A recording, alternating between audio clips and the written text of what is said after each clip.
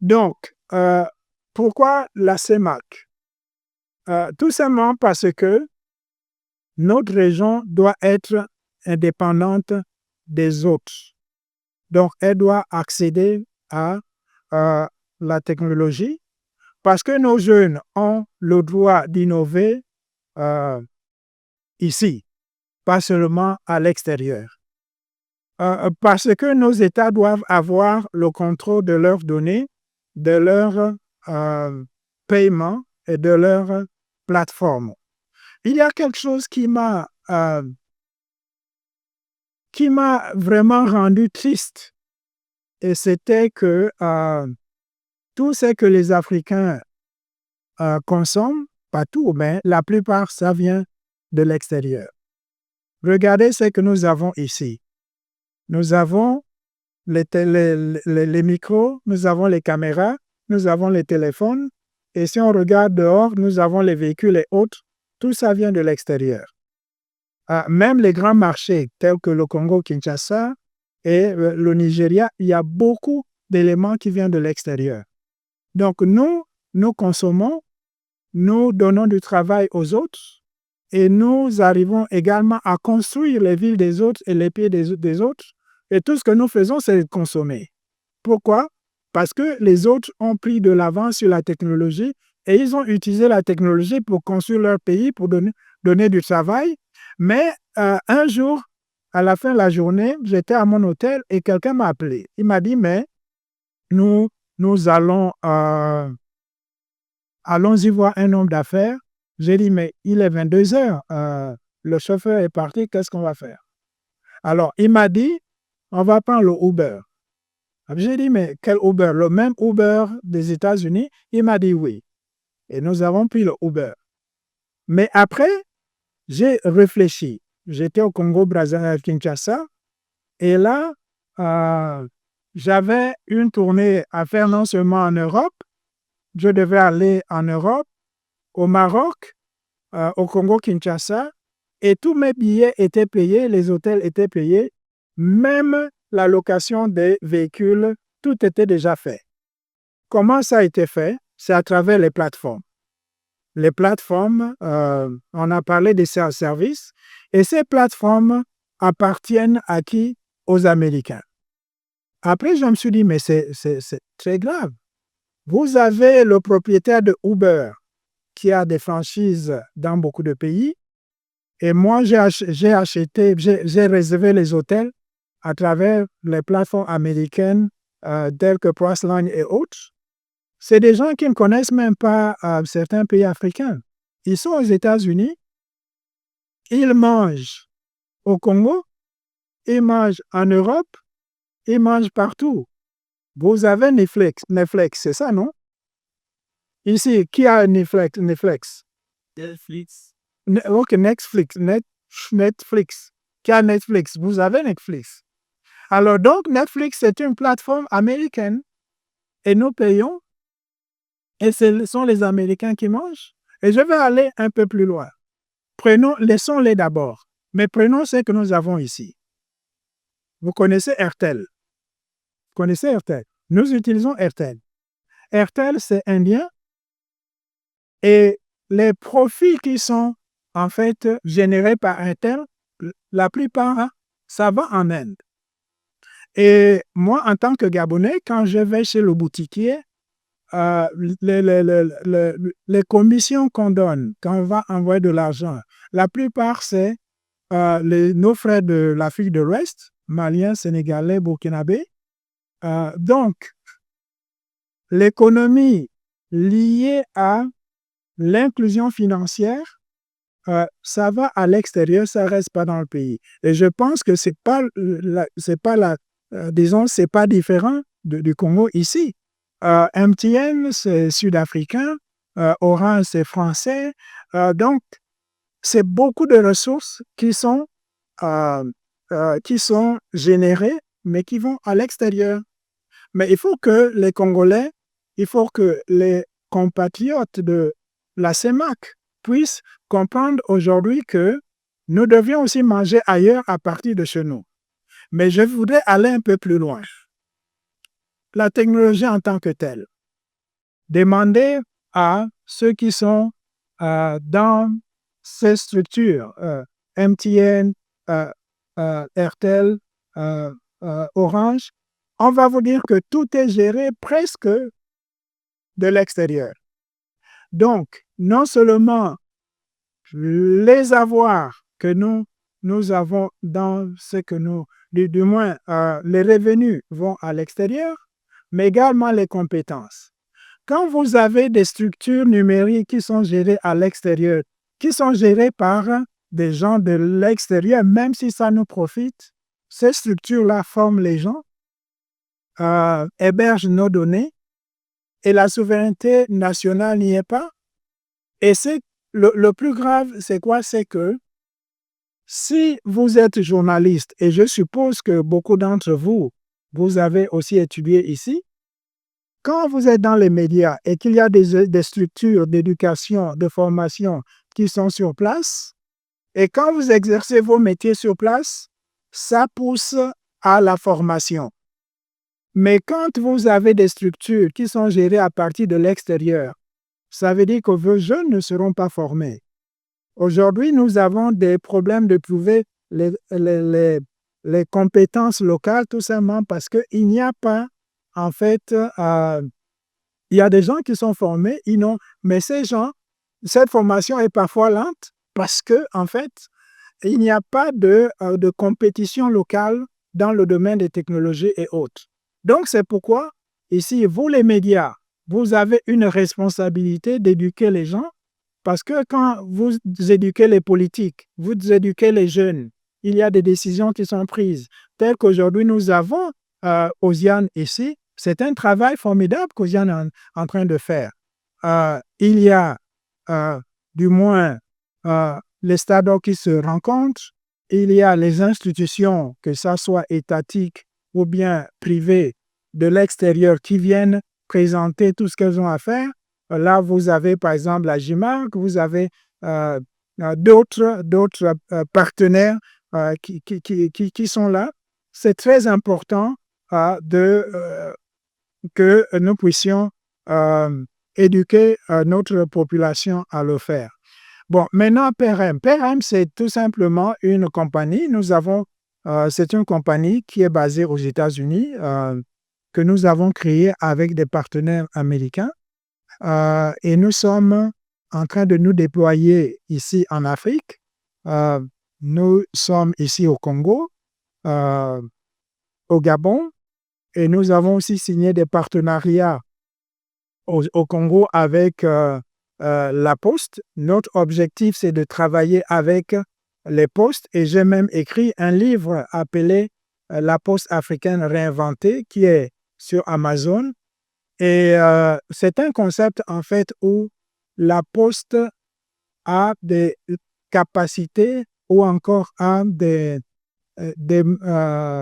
je vais dire, des prédispositions à être une organisation qui peut contribuer non seulement à la transformation numérique disons, de chaque pays, mais également à faire le même rôle que les momos étrangers font. Envoyer de l'argent à travers, bien sûr, les téléphones, payer les factures, le e-commerce comme Amazon, etc. C'est cette nouvelle vision que nous sommes en train, bien sûr, d'amener dans la sous-région. Nous avons signé les partenariats avec les petites et moyennes entreprises, avec des compagnies comme la Silicon Connect, parce que quand on parle de lutter contre la fracture numérique, il faudrait que les acteurs, du moins de l'Internet, puissent être mis à jour. Nous avons signé les partenariats avec les agences de développement, disons, de l'économie numérique de certains pays. Tout cela parrainé par certains ministres. Par exemple, nous avons nous avons signé des protocoles d'accord, deux grands protocoles d'accord ici au Congo, Brazzaville. C'est le ministre Ibombo qui nous a parrainés. Au Congo Kinshasa, c'est aussi le ministre des Postes et Télécommunications. Au Cameroun, avec la Campost, c'est avec Madame la ministre. J'ai beaucoup apprécié la vision, par exemple, de Madame la ministre des petites et moyennes entreprises de l'artisanat ici, qui avait voulu que nous puissions signer un protocole d'accord pour non seulement digitaliser les petites et moyennes entreprises. Vous savez que les petites et moyennes entreprises constituent 80% de l'économie de chaque pays, ne serait-ce qu'en théorie. Et nous pensons que les petites et moyennes entreprises sont... le ministère est un allié qui va aider à la transformation numérique de chaque pays. Je voudrais terminer en disant ceci. En lançant un appel, bien sûr, non seulement au gouvernement, mais également aux collègues, aux compagnies comme les nôtres. Il faut qu'on puisse vraiment beaucoup réfléchir sur la souveraineté numérique. Si vous suivez les informations aux États-Unis, vous allez vous rendre compte que Trump est venu avec le concept d'American First.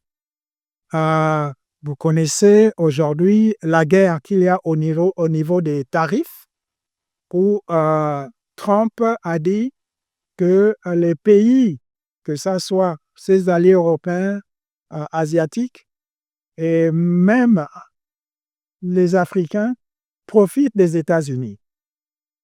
Regardez un petit peu. Quand vous allez dans les rues, ici au Congo ou ailleurs, vous allez voir les gens avec les Nike, avec les Coca-Cola qui sont partout. Il y a les Pepsi.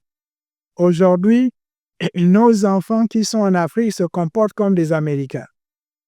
Mais quand vous réfléchissez bien, aujourd'hui, nous avons comme je disais, les Netflix. On a les Netflix. On a aussi beaucoup d'autres plateformes. Nous avons Facebook, on a Google. On consomme américain. Et nous payons. Mais lui, il pense que c'est nous qui profitons des États-Unis. Mais attention, il y a, je crois, un passage de la Bible qui dit « Tout concourt au bien de ceux qui aiment Dieu ». Ça veut dire quoi? L'Afrique devrait profiter de certaines situations pour non seulement remettre en question son logiciel, sa façon de fonctionner, mais aussi son modèle d'affaires. Beaucoup de pays, tels que les Européens, qui dépendaient des États-Unis, se sont dit « Ah, mais ce qui arrive là, le pire peut arriver. Qu'est-ce qu'on fait? Il faut qu'on se réinvente. » Et c'est pourquoi l'Afrique centrale doit chercher à se réinventer. Mais on ne peut pas se réinventer sans pourtant que les politiques, le gouvernement soient impliqués. Si aujourd'hui, les Américains ont mis 500 millions de dollars,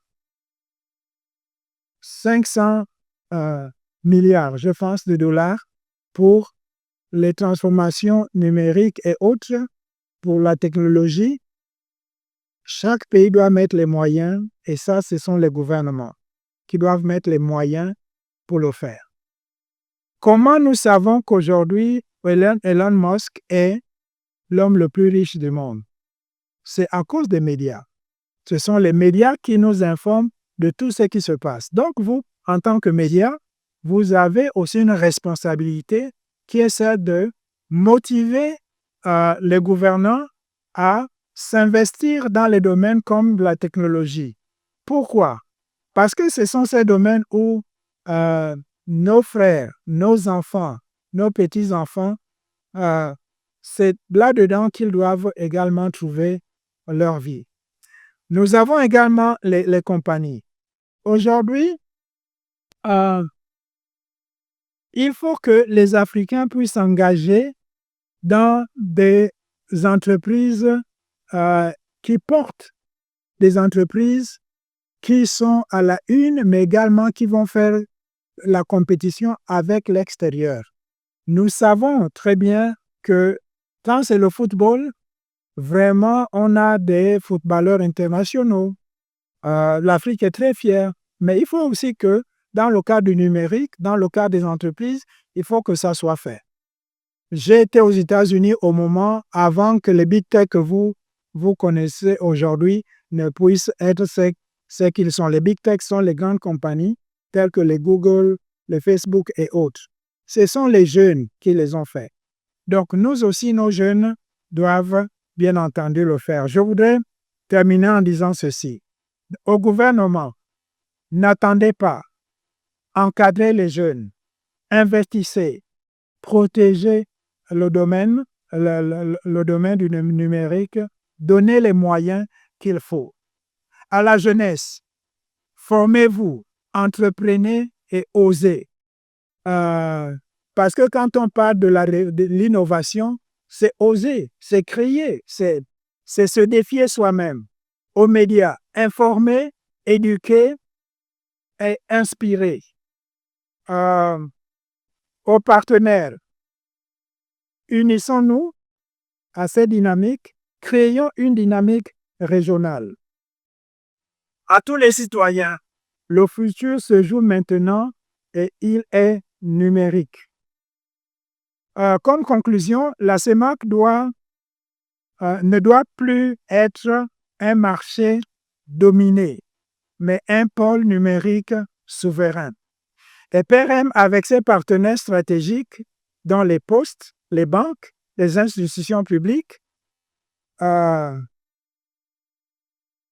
ce combat avec passion, avec innovation et avec conviction. Je vous remercie. Le temps de l'action est venu et ce n'est pas demain, c'est maintenant. Il faut le reconnaître, le PDG, il est le PDG d'une structure multicarte et il n'a développé qu'un aspect de sa structure. Et je sais que je vous avais fait parvenir une documentation pour que vous puissiez davantage connaître le groupe PRM. Mais là, on va rester dans l'aspect qu'il a développé au cours de son intervention. La parole à celle ou celui qui voudrait bien la prendre. Monsieur André Boissa, merci pour la démarche pédagogique et l'appel que vous avez lancé à l'endroit notamment de la presse. J'ai 3 préoccupations pour l'instant. Je m'intéresse beaucoup à l'aspect fintech ou banque digitale et les différentes solutions que vous proposez. Merci. La première question, quelles sont concrètement les solutions innovantes que PRM propose pour l'inclusion financière? Vous savez qu'en Afrique centrale ou au Congo, c'est encore un challenge. On n'a pas encore atteint un seuil vraiment élevé de l'inclusion financière. Il y a beaucoup de contraintes. Maintenant, quelles sont les solutions innovantes que PRM propose pour faciliter ou donner l'accès large aux produits financiers que vous proposez? C'est une très bonne question, oui. S'il y a 2 autres questions, c'est mieux de poser les 3 questions. Deuxième question, pouvez-nous détailler comment fonctionnent les différentes fonctionnalités de PRM? Parce qu'il y a plusieurs produits. Et puis je vois la connexion dans le truc, il y a une certaine connectivité avec Ecobank. Il y a la poste, je vois comment ça fonctionne concrètement, utiliser ça. Et la dernière question, en termes de garantie de sécurité, la préservation des données, comment PRM a su garantir la sécurité aujourd'hui contre tout ce qui est cyberattaque ou il y a les arnaqueurs. Oui, oui. Merci. En ce qui concerne les solutions, la première chose que nous avons su faire, c'est d'abord tisser des relations de partenariat avec les acteurs de la place. Je vous ai dit ici que nous avons signé des partenariats avec non seulement la SOPECO, la Sopeco, qui est la Poste. La Poste, vous savez, au-delà de ce qu'on peut dire d'elle et de ce qu'elle paraît aujourd'hui, la Poste est la seule compagnie ou la seule organisation gouvernementale qui est dans la plupart des régions, en fait, de chaque pays. La Poste du Congo, Kinshasa, plutôt Brazzaville, a 111 agences à travers le pays, même si certaines agences sont à, disons, revoir. Avec la RDC, puisqu'on parle de partenariat avec eux, la Poste aussi de la RDC a 324 agences. Celle du Gabon, 51 agences. Celle du Cameroun, vu que ce sont les pays, je n'ai pas les chiffres avec moi ici. Donc, la solution à l'inclusion financière, c'est être là où la première solution, c'est avoir les partenaires qu'il faut. Et dans le cas du Congo, nous avons le partenariat avec la Poste, le partenariat avec un acteur, disons, de l'Internet qui est la Silicon Connect. Nous avons le partenariat avec l'Agence de développement de l'économie numérique qui est en fait, disons, qui représente le gouvernement, qui fait la promotion et qui encadre également, du moins, l'écosystème. Et quatrièmement, nous avons un partenariat avec le ministère des petites et moyennes entreprises parce que nous comprenons qu'il y a beaucoup d'informels, il faut formaliser l'informel et ceux qui resteront toujours dans l'informel, il faut contribuer pour que ces gens-là, parce qu'ils vivent en fonction de ça, puissent du moins conduire leur business. Donc, la deuxième chose, c'est les moyens qui sont mis en place. Donc, nous travaillons avec une banque régionale pour apporter les finances qu'il faut afin que, parce que vous pouvez avoir un bon concept, des bons partenariats, mais s'il n'y a pas de finances, il y a problème. La troisième chose, c'est les outils et aussi les services et produits. Les services, les outils et les produits que nous avons, ce sont les applications qui sont adaptées aux besoins locaux. Dans le cas des services financiers, ce sont des applications qui peuvent faire ce que les applications d'aujourd'hui font en matière de transfert de paiement et autres, mais aussi nous avons ajouté quelques modules qui font que cela puisse être donner une valeur ajoutée à ce qui existe aujourd'hui.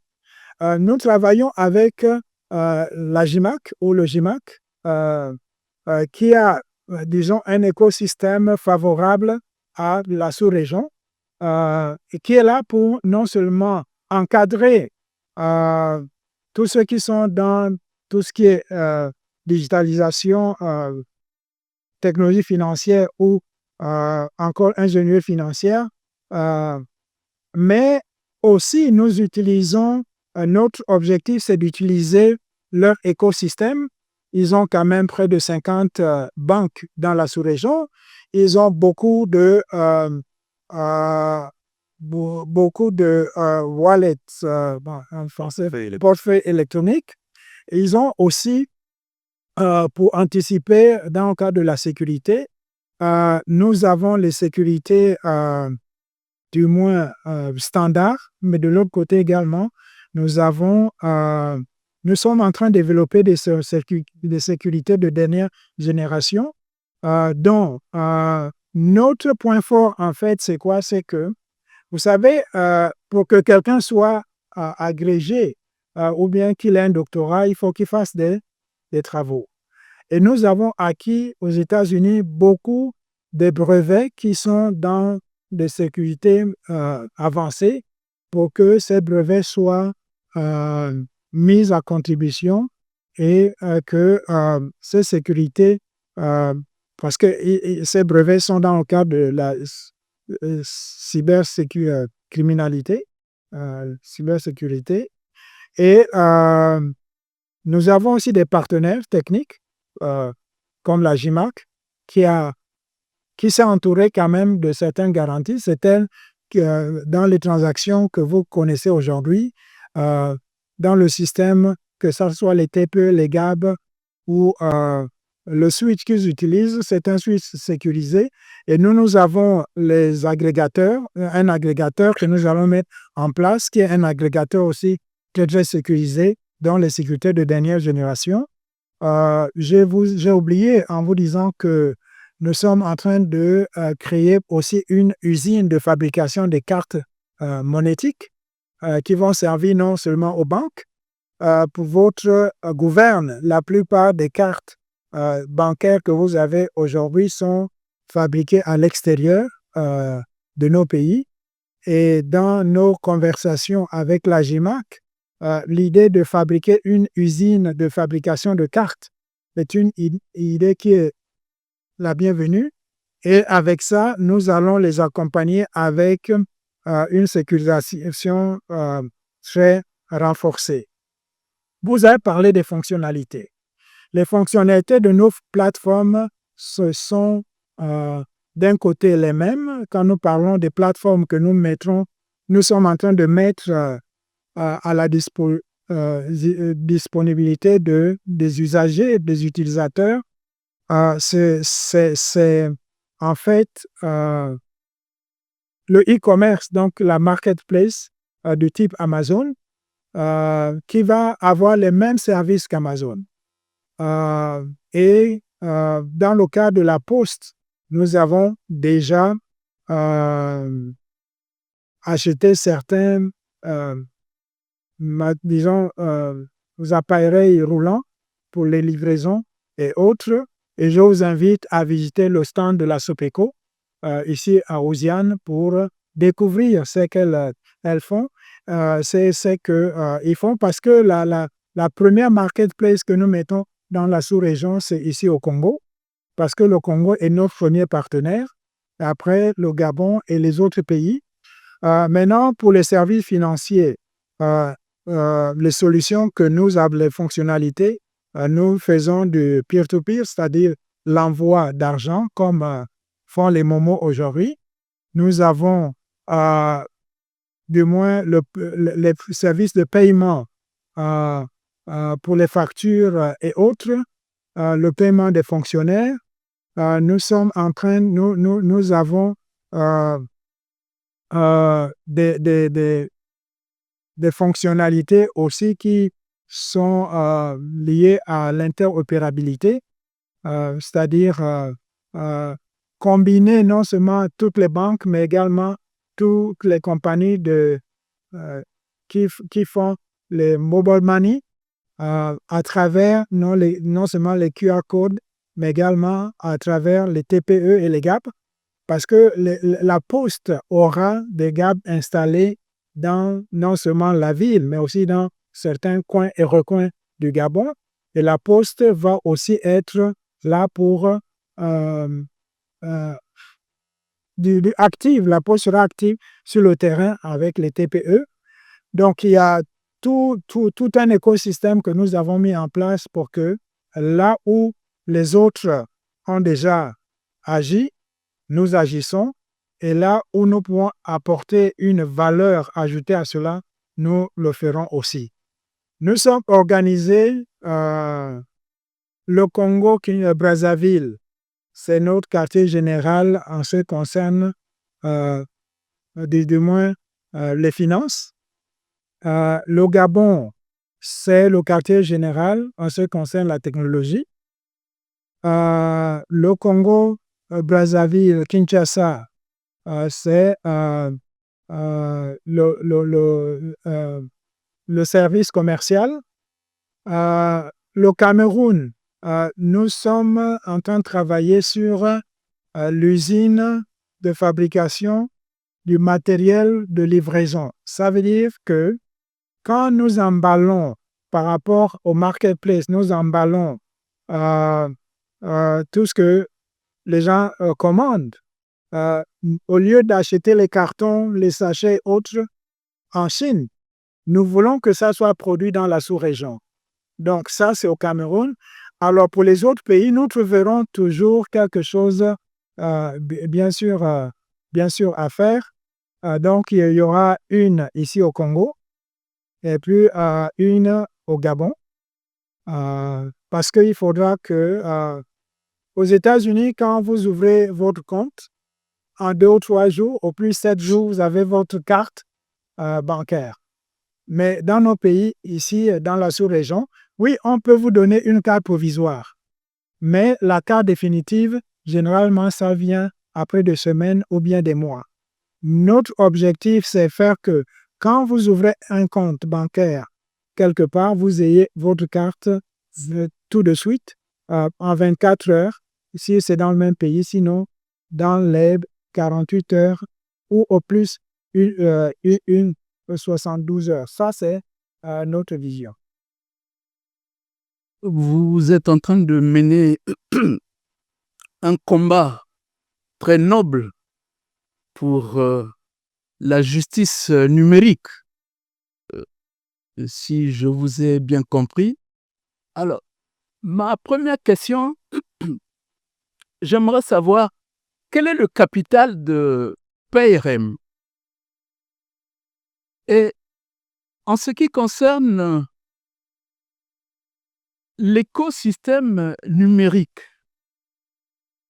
et l'infrastructure numérique, est-ce que votre entreprise trouve en Afrique un écosystème justement favorable pour le développement de vos activités? C'est une très bonne question, oui, étant donné que si ce n'était pas le cas, on ne devait pas être ici. Vous avez non seulement la presse locale, mais aussi internationale, de BBC, je vois France 24, je vois TV5, et nous avons la presse écrite nationale ici, et il y a d'autres qui sont là, qui n'ont pas Africa 24, il y a d'autres ici qui n'ont pas été mentionnés. C'est un écosystème. Vous constituez déjà, du moins, cet acteur de l'écosystème. Vous mettez en fait vos disons, vous mettez vos structures, votre organisation à la cause. L'écho favorable également, ce sont les gouvernements. Que nous soyons au Gabon, au Cameroun, au Congo-Kinshasa, au Congo-Brazza et ailleurs où nous irons. Nous avons toujours été encadrés, régis par les ministres de tutelle, par les agences du numérique, mais également par des compagnies ou des ministères qui y sont affiliés. Et ça, c'est vraiment c'est quelque chose de favorable. Notre objectif n'est pas de venir faire la compétition, mais nous avons ce qu'on appelle, nous avons une devise qui dit on fait de nos concurrents nos partenaires. C'est le modèle américain. On fait des concurrents, mais être partenaire pour la même cause. Vous avez parlé du capital. Bon, notre capital, il faut faire un distinguo entre le capital PayRem Group américain et le capital, disons, de chaque PayRem local, parce que nous sommes en train, au fur et à mesure, de devenir des compagnies de droit de chaque État. Bon, ça c'est à notre discrétion, bien entendu. Mais sinon, nous essayons de tout faire. Déjà que les banques avec qui nous travaillons sont ouvertes à nous accompagner.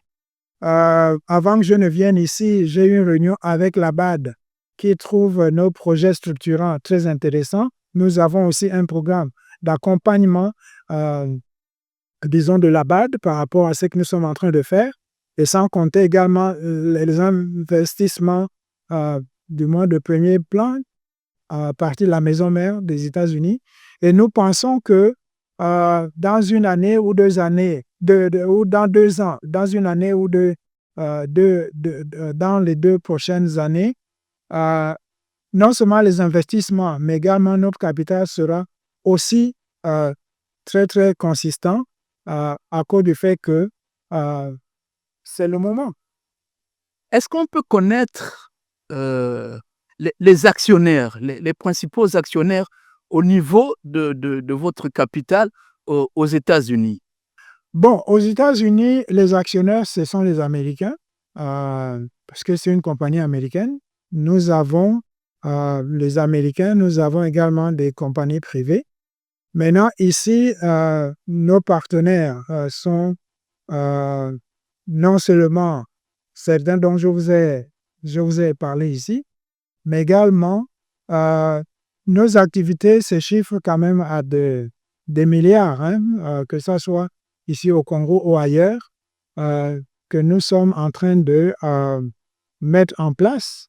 Et ça ne devait pas, disons, tarder, étant donné que le salon Osiane ici, où nous invitons les marchands à venir se faire enregistrer, c'est un début de notre déploiement ici. Mais sinon, nous comprenons que pour que nous puissions être effectifs, il faut les moyens et nous nous sommes rassurés que ces moyens, maintenant, pour les partenaires privés, individuels, dans chaque pays, ça c'est également à notre discrétion. Vous êtes focalisé beaucoup plus au niveau de la région Afrique centrale, d'où vous avez cité un certain nombre de pays, le Congo, le Gabon, le Cameroun, un peu autres. Est-ce que cette vision va se limiter tout juste en Afrique centrale ou bien elle va s'étendre ailleurs, étant donné que vous parlez de l'Afrique? Moi, étant originaire de l'Afrique centrale, nous avons été invités premièrement par le Congo-Kinshasa et par rapport à ce que nous faisions là-bas, le Congo-Brazzaville, le Gabon et le Cameroun ont suivi. Mais notre vision en travaillant avec la Poste est d'être en fait un acteur majeur ici en Afrique. Et c'est pourquoi l'Union postale universelle nous intéresse beaucoup, étant donné que nous sommes en train de travailler déjà avec la Poste de la sous-région. Et notre objectif, c'est être un partenaire clé de l'Union postale universelle dans le cadre africain, d'une part, et d'autre part, avec la ZLECAf, notre objectif est d'être un acteur aussi de marque dans le cadre disons, de la ZLECAf, à travers nos produits et services financiers par rapport au paiement. C'est par rapport au paiement, parce que vous ne pouvez pas parler de trade, des échanges commerciaux, sans pourtant parler d'un système de paiement qui est à la hauteur de ces tâches, et aussi des produits ou des services qui sont offerts, bien sûr, non seulement aux utilisateurs, mais aussi aux consommateurs. Donc, notre objectif, c'est d'arriver à ce niveau-là, mais aussi avoir un cadre de compensation quand il s'agit des transferts au-delà de nos frontières. Nous sommes en train de travailler sur l'acquisition, bien sûr, d'une compagnie nous sommes presque au milieu, au Canada, qui a en fait près de 30 devises. Donc, cette compagnie, c'est une compagnie qui va nous aider à ce que, bon, si nous intégrons les switches ou bien les méthodes de paiement ici en Afrique à cette structure, on n'aura plus besoin de passer par d'autres intermédiaires, mais plutôt par notre écosystème. Vous êtes engagé dans un projet assez important pour l'Afrique centrale et on sait que vos actionnaires sont des Américains. Est-ce qu'avec l'arrivée de l'administration Trump, qui voudrait bien qu'on investisse plus aux États-Unis qu'à l'étranger, est-ce que ça ne pose pas quand même un problème pour votre déploiement dans la sous-région? Bon, les actionnaires américains, ce qu'ils font, c'est du moins de faire un investissement initial. C'est-à-dire que c'est eux qui permettent qu'on ait des activités ici, mais notre objectif, c'est de trouver des investisseurs locaux. Et c'est pourquoi nous avons des structures bancaires qui nous financent. Parce que, vous savez, celui qui met de l'argent, c'est celui qui a le dernier mot. Aujourd'hui, je vous ai parlé de certaines organisations dont les revenus vont beaucoup à l'extérieur. L'Afrique a quand même de l'argent. Si cet argent est mis à profit, les revenus peuvent rester. Mais si ce sont les gens à l'extérieur qui investissent, moi, je suis africain, mais un Américain ne va pas venir investir ici pour que son argent reste ici. Ou bien c'est la même chose avec les Chinois, les Français et autres. Pourquoi aujourd'hui, ces Occidentaux-là n'ont pas toujours bonne presse auprès de la population? Parce qu'il y a eu un phénomène de profiter des situations actuelles. Bon, maintenant, ce n'est pas aussi leur faute. Si en Afrique, nous n'avons pas pris de l'argent pour investir, dans les affaires, c'est comme dans la politique. Ce sont les intérêts qui comptent. Donc, là où on met notre argent, c'est là où nous mettons aussi nos intérêts par rapport au profit. Donc, ces Américains, c'est vrai, mais l'Amérique restera l'Amérique, malgré ce que M. Trump est en train de faire. C'est un pays capitaliste et vous avez appris que le responsable du Qatar lui a donné un avion de 400 millions de dollars. Pourquoi? Vous pensez que c'est parce que le monsieur l'aime beaucoup? Et pourquoi Trump prend cet avion? Et parce que c'est tout simplement parce que, bon, quelqu'un lui a donné cela. Il y a des intérêts politiques et aussi économiques qui sont là. L'Amérique sera toujours l'Amérique. Pour que l'Amérique soit au sommet, il faut également qu'elle investisse quelque part, qu'elle ait des avoirs, qu'elle ait aussi du profit, que ça soit sur le plan politique, économique, mais aussi social. L'écosystème américain a été fait, disons, dans ce sens-là. Merci, Monsieur le Président. En tout cas, nous avons été heureux, mes collègues et moi, de vous avoir pour cet échange qui permet à des consoeurs, à des confrères de mieux connaître ce que vous faites, mais aussi surtout le vaste projet que vous avez pour l'Afrique centrale. Donc, des journalistes que nous sommes, on va suivre ça un peu de près pour vous y accompagner, pourquoi pas, mais aussi pour essayer de donner la bonne information au grand public. Merci.